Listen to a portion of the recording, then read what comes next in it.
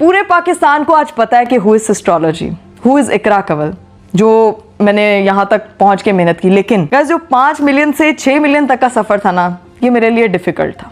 आपको पता है कि इंसान जब मूव कर रहा होता है उसके ऊपर जब जिम्मेदारियों के पहाड़ टूटते हैं ना, तो वो ज़्यादा मुश्किल और ज़्यादा शायद स्पीड स्लो हो जाती है। 2025 में मैं माँ बनी, और माँ नाम है जिम्मेदारी का।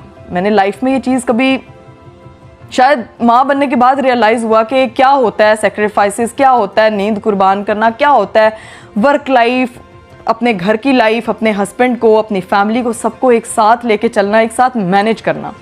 5 मिलियन तक बहुत स्पीड में जा रही थी, बहुत अच्छी जा रही थी, बहुत लग रहा था कि लाइफ में कुछ अचीव कर रही हूँ।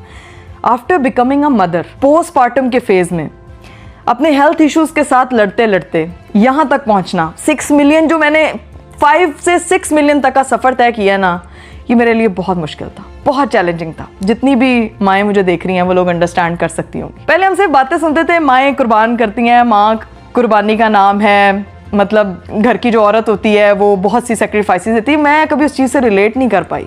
लेकिन जिस दिन मैं माँ बनी उस दिन मैंने एक साथ बहुत ज़्यादा रिस्पॉन्सिबिलिटीज़ को फेस किया। मेरे लिए वर्क लाइफ मैनेज करना बहुत मुश्किल हो गया था, और मेरे ऊपर बहुत सारी ऐसी चीज़ें भी आई जिसके बारे में मैंने कभी बात ही नहीं की, और शायद मैं कभी बात करूँगी भी नहीं।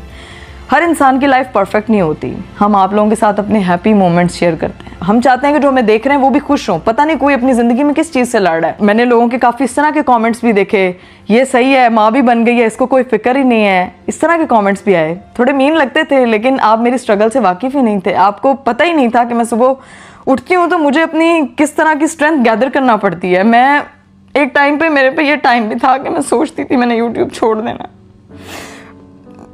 ये मेरा ड्रीम था, मैंने यहाँ तक पहुँचना है। लेकिन motherhood is not an easy task. बहुत से लोगों को लगता है कि शायद ये माँ बन गई तो बहुत चिल कर रही है अपनी लाइफ में, बहुत हंस रही है। मेरे लिए मेरे काम को मैनेज करना बहुत मुश्किल हो रहा था। मेरे से मेरा घर नहीं मैनेज हो रहा था, मैं खुद मैनेज नहीं हो रही थी। मुझे लग रहा था मैं मतलब आपको ब्रेन फॉग हो जाता है, मुझे चीज़ें भूलना स्टार्ट हो गई थी। मैं अभी भी ऐसा होता है। ये जर्नी आसान नहीं है, माँ बनना आसान नहीं है, और बीइंग अ प्रोफेशनल गर्ल मेरे लिए बहुत मुश्किल है। जितनी लड़कियां जॉब करती हैं, hats off to you guys. अगर आप अपने बच्चों को मैनेज कर रही हैं, आप साथ अपनी फैमिली मैनेज कर रही हैं, आप अपने हस्बैंड का टेक केयर कर रही हैं, आपके पास खुद के लिए टाइम नहीं बचता। मेरे लिए सुबह उठना इतना मुश्किल होता था कि मैंने तो 3-4 बार सोचा कि मेरी बस हो गई है। मैं अपने हस्बैंड को कहती थी बस।